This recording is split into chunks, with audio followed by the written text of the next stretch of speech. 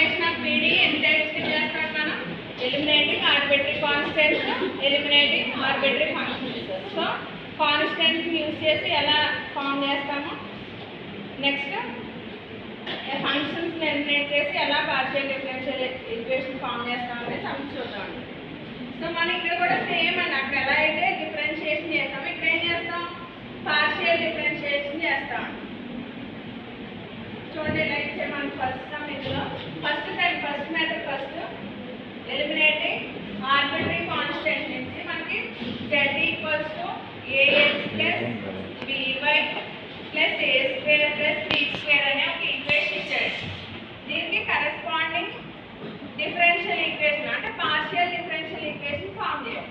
Partial differential equation form చేయాలంటే మనకి ఇచ్చిన ఈక్వేషన్ ని 1 అనుకుని a కామా b అన్నవి arbitrary constants, a comma b ని ఎలిమినేట్ చేస్తూ మనం డిఫరెన్షియల్ ఈక్వేషన్ ఫామ్ చేయాలి, అంతే కదా.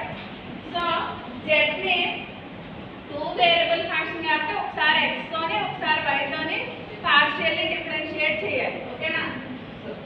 So differentiate 1 partially with respect to x and y.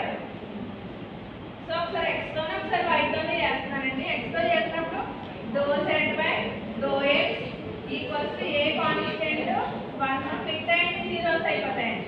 ఈ రెండు constants a square constant differentiation అందరికి వచ్చా లేదా. సో ఇది కూడా కాన్స్టెంట్, సో ఇవన్నీ కూడా జీరోస్ అయిపోతాయి, కనబడుతుందండి మీకు. సో ఇవన్నీ కూడా కాన్స్టెంట్స్ అవుతాయి.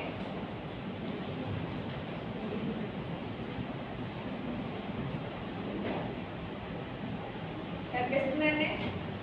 సో ఇక్కడ ఇది జీరో ఇది జీరో ఇది జీరో.